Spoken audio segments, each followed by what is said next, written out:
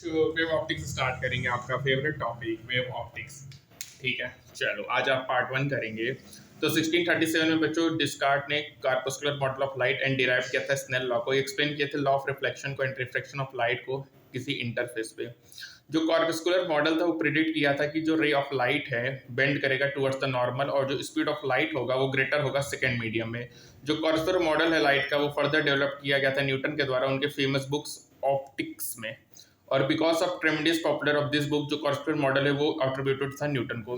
1672 में जो Dutch physicist आए थे क्रिश्चियन हाइगन्स, उन्होंने फॉरवर्ड किया वेव थ्योरी ऑफ लाइट को और इस वेव मॉडल ऑफ लाइट में उन्होंने डिस्कस किया चैप्टर को। और अपन देखेंगे जो वेव मॉडल है वो सेटिस्फैक्टरी एक्सप्लेन करता है फिनोमेना ऑफ रिफ्लेक्शन को एंड रिफ्रैक्शन को। और ये प्रिडिक्ट करेगा कि रिफ्रैक्शन में यदि वेव बेंड करेगा टुवर्ड्स द नॉर्मल तो स्पीड ऑफ लाइट लेस होगा सेकंड मीडियम में। ये कॉन्ट्राडिक्शन होता है prediction made by using the corpuscular model of light, जो कि मच लेटर कंफर्म हुआ था एक्सपेरिमेंट के द्वारा। और ये सोन था कि जो स्पीड ऑफ लाइट होता है वाटर में वो लेस होगा स्पीड इन एयर, जो कि कंफर्मेशन करेगा बच्चों प्रिडिक्शन ऑफ वेव मॉडल को। फॉकॉल्ट ने कैरिड किया था एक्सपेरिमेंट को 1850 में। जो वेव थ्योरी होता है बच्चों वो रीडली एक्सेप्टेड प्राइमरी नहीं होता, क्योंकि यहाँ पे जो न्यूटन की अथॉरिटी है वो बिकॉज लाइट होता है वो ट्रेवल करता है वैक्यूम के थ्रू और ये वेव रिक्वायर होता है medium to propagate from one point to other. बच्चों जब थॉमस यंग परफॉर्म किए थे उसका इंटरफेरेंस एक्सपेरिमेंट 1801 में, तो इन्होंने एस्टेब्लिश किया था लाइट इंडीड ए वेव फिनोमेना है। जो वेवलेंथ होता है विजिबल लाइट का वो मेजर्ड होता है एक्सट्रीमली स्मॉल। जैसे वेवलेंथ ऑफ येलो लाइट है जो कि 0.6 माइक्रोमीटर होता है। Smallness of wavelength of visible light in comparison to the dimension of typical mirror lenses light assume करते हैं approximately travel in straight line.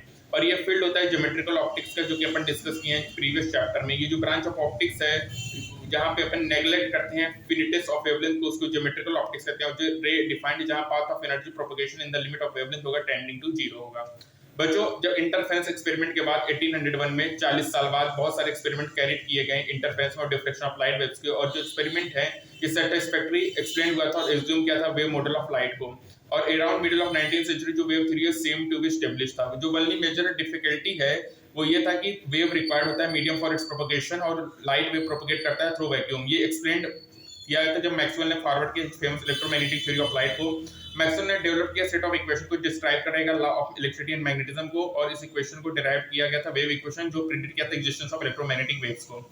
और वेव इक्वेशन बच्चों मैक्सवेल ने कैलकुलेट किया था speed of electromagnetic wave in free space, और उन्होंने पाया था कि जो थ्योरेटिकल वैल्यू होता है वही क्लोज होगा measured value of speed of light के। और इससे उन्होंने प्रोपाउंड किया था कि जो लाइट मस्ट होगा उसके पास इलेक्ट्रोमैग्नेटिक वेव होगा। और मैक्सवेल के अकॉर्डिंग लाइट वेव्स जो होते हैं एसोसिएट होता है changing electric and magnetic field. Changing electric field produce करेगा time and space varying magnetic field, and changing magnetic field produce करेगा time varying space electric field. और जो changing electric and magnetic field होता है वो propagation of electromagnetic wave करेगा in vacuum. इस chapter में अपन डिस्कस करेंगे original formation of Huygens principle और डिराइव करेंगे law of reflection and refraction को। सेक्शन 10.45 में अपन डिस्कस करेंगे फिनोमेना ऑफ इंटरफेरेंस को, जो कि बेस्ड होगा प्रिंसिपल ऑफ सुपरपोजिशन में। और 10.6 में अपन डिस्कस करेंगे फिनोमेना ऑफ डिफ्रैक्शन को, जो कि बेस्ड है हाइगन्स फ्रेस्नेल प्रिंसिपल पे। और सेक्शन 10.7 में अपन डिस्कस करेंगे फिनोमेना ऑफ पोलराइजेशन में, जो कि बेस्ड होता है कि लाइट वेव ट्रांसफर्स होता है और इलेक्ट्रोमैग्नेटिक वेव्स होते हैं। ठीक है, अब बात करेंगे हाइगन्स प्रिंसिपल के बारे में। तो देखो अपन डिफाइन करेंगे वेवफ्रंट को। जो अपन ड्रॉप करते हैं स्मॉल स्टोन को काम पूल ऑफ वाटर में, तो वेव स्प्रेड होता है from the point of impact, और एवरी पॉइंट सरफेस पे स्टार्ट ऑसिलेटिंग करेंगे विद टाइम के साथ। और एक इंस्टेंट पे photograph of the surface would show circular ring होगा जिसमें डिस्टर्बेंस मैक्सिमम होगा। और सभी पॉइंट सर्कल जहां पे ऑसिलेट करेगा फेस में, क्योंकि यहाँ पे सेम डिस्टेंस होगा सोर्स से। तो ऐसे लोकस ऑफ पॉइंट जो कि ऑसिलेट करेगा फेस में उसको वेवफ्रंट कहेंगे। और ऐसे वेवफ्रंट को डिफाइन करते हैं सोर्स ऑफ कांस्टेंट फेज। जो स्पीड जिसमें वेवफ्रंट मूव्स होगा आउटवर्ड फ्रॉम द सोर्स उसको कहेंगे स्पीड ऑफ द वेव। जो एनर्जी ऑफ द वेव होता है ट्रेवल करेगा डायरेक्शन परपेंडिकुलर टू वेवफ्रंट होगा। ठीक है बच्चों, पॉइंट सोर्स इमिटिंग करेगा वेव्स को यूनिफॉर्मली ऑन डायरेक्शन। जो लोकस ऑफ पॉइंट होगा जिसमें सेम एम्पलीट्यूड वाइब्रेट करेगा सेम फेज स्फीयर में, और अपन कहेंगे स्फेरिकल वेव। बच्चों एक लार्ज डिस्टेंस पे from the source small portion of sphere bit considered होता है प्लेन, और अपन उसको कहते हैं प्लेन वेव।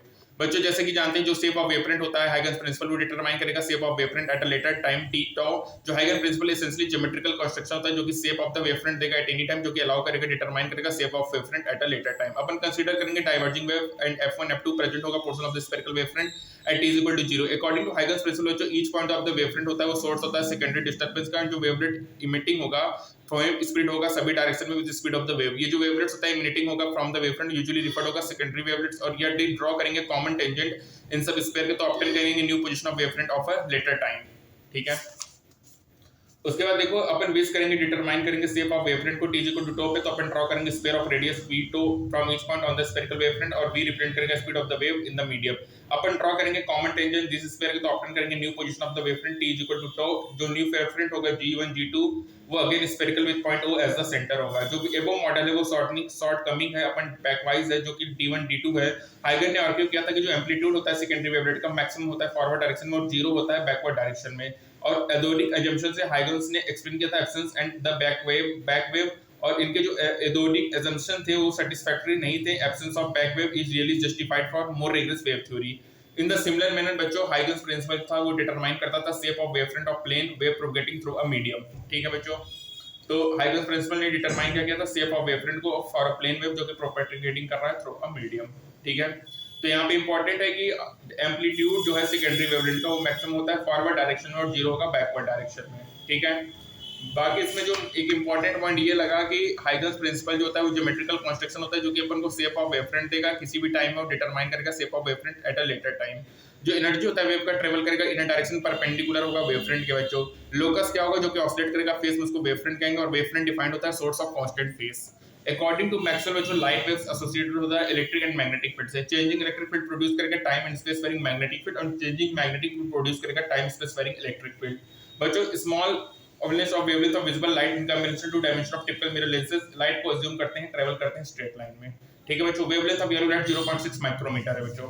ठीक है, और ये हो गया कॉर्सुलो। इसको देखो अपने कौन से बुक में लिखे थे ऑप्टिक्स ऑप्टिक्स CSC, देखो ऑप्टिक्स होता है OPTICS ऑप्टिक्स CS, यहाँ पे K आ गया है।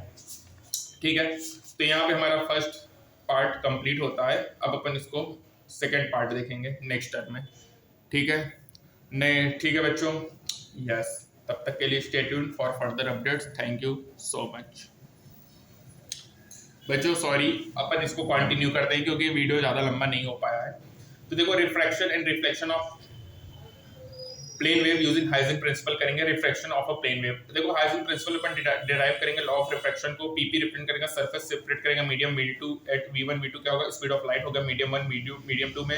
अज्यूम करेंगे प्लेन वेवफ्रंट AB प्रोपगेट करेगा a डैश में incident at an angle I होगा जो कि तो क्या होगा टाइम टेकन बाय वेवफ्रंट होगा टू डिस्टेंस ट्रेवल BC।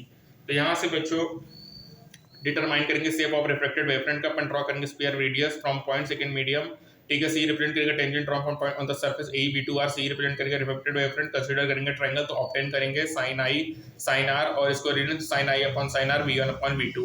अब बच्चों यहाँ से इंपॉर्टेंट रिजल्ट क्या आ रहा है, यदि इंसिडेंट ज्यादा है तो red bit towards the normal करेगा speed of light wave in second medium में, लेस होगा speed of light in first medium. और जो प्रेडिक्शन है अपोजिट होगा to the prediction of corpus mode of light से लेटर एक्सपेरिमेंट से prediction wave theory correct है। अब यहाँ पे सी रिप्रेजेंट करेगा speed of light in vacuum. ठीक है, n1 c upon v1 n2 c upon v2 होगा और रिफ्रैक्टिव टू मीडियम। ठीक है, refractive n1 sin I is equal to n2 sin r होगा। ये स्नेल लॉ ऑफ रिफ्रैक्शन होगा जिसमें लैम्डा 1 लैम्डा डिनोट करेगा wavelength of light in medium 1 medium 2 होगा। Distance between c equal to lambda 1 होगा, e will be lambda 2 होगा।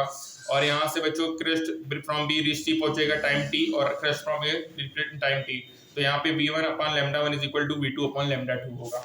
ठीक है, अब यहाँ पे देखो जो एवो इक्वेशन है वो अप्लाई करेगा जब वेव रिफ्रैक्टेड होता है डेंसर मीडियम से तो जो वेवलेंथ और स्पीड ऑफ प्रोपगेशन होता है डिक्रीज करेगा लेकिन फ्रीक्वेंसी रिमेन सेम होगा क्योंकि फ्रीक्वेंसी किसकी प्रॉपर्टी है, सोर्स की प्रॉपर्टी है।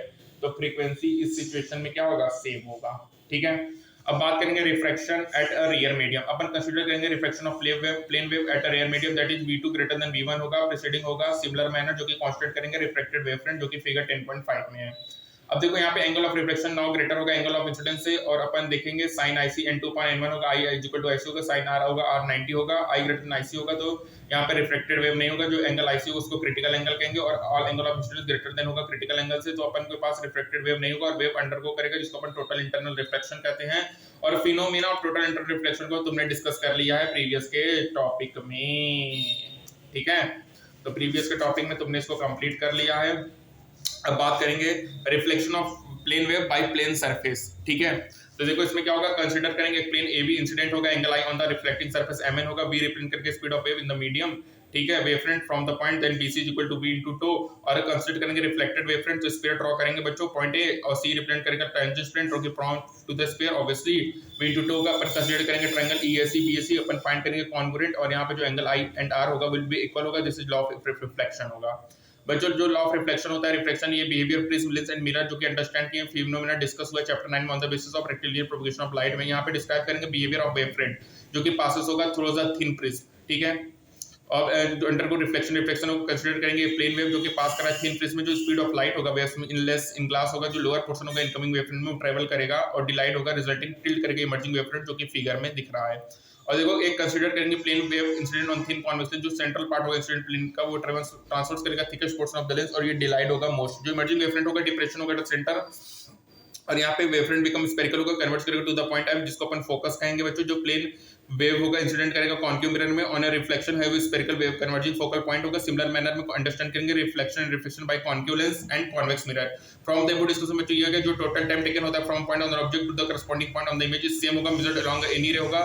जैसे कॉन्वेक्स लेंस फोकस है light to form real image बना रहा है, तो जो रे होगा वो सेंटर ट्रांसफर करेगा शॉर्टर पाथ को because of the slower speed in glass time taken is the same होगा for ray travelling near the edge of the lens, ठीक है।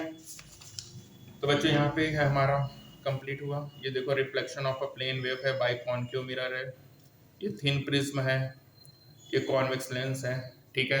तो जो टोटल टाइम टेकन होता है पॉइंट ऑब्जेक्ट को करस्पॉन्डिंग होगा, image is the same major in long ray, ठीक है। और central portion of the incident plane wave transfer करेगा thickest portion of the lens जो कि डिलाइड होगा मोस्ट, ठीक है। तो ये हमारा हो गया फर्स्ट पार्ट कंप्लीट, ठीक है। तो फर्स्ट पार्ट अपन ने निपटा दिया है। नेक्स्ट टर्म में अपन बात करेंगे कोहेरेंट और इनकोहेरेंट सोर्सेज के बारे में। तब तक के लिए बच्चों स्टे ट्यून्ड, थैंक यू।